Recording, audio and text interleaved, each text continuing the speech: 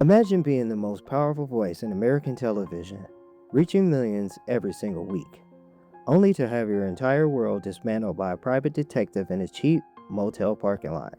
We've seen all the headlines about the disgraced figures, but the story of Jimmy Swaggart isn't just another celebrity scandal.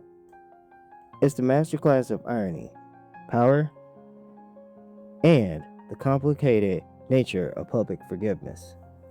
Today, we are peeling back the layers of one of the most shocking falls from grace in religion.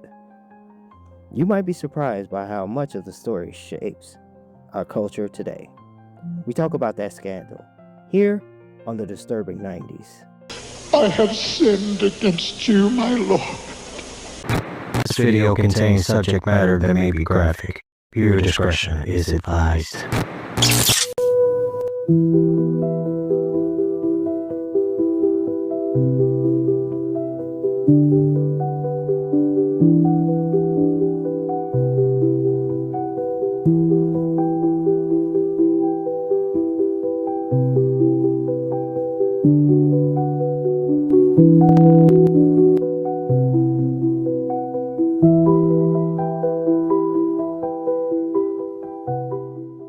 In the mid-1980s, Jimmy Swaggart wasn't just a preacher.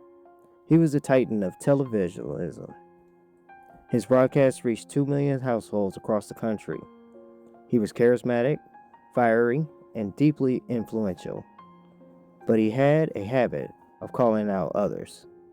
He publicly denounced his fellow televangelists Jim Bakker and Marvin Gorman, labeling them as the cancer in the body of Christ. It was a bold strategy, but it turned into spotlight directly onto himself. The irony began when Marvin Gorman, a man Swaggart helped ruin, decided to turn the tables. He hired a private investigator to shadow Swaggart. Detective found exactly what they were looking for: photographs of Swaggart entering and leaving a motel with a local sex worker. When the photos revealed to the church, the foundation of Swaggart's empire began to crack. And God bless you.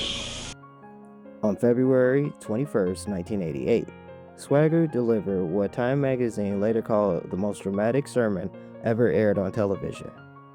With tears streaming down his face, he offered a raw public confession to his congregation. He began to beg for forgiveness and admitted to his moral failings. It was a moment of absolute vulnerability that captivated a nation. But the story didn't end with the confession. Despite being deflocked by the Assemblies of God and promised a year of rehabilitation, Swaggart was back in the pulpit within months. The fallout was massive. Public trust in the televangelist plummeted, donations dried up, and his once unassailable ministry was permanently altered.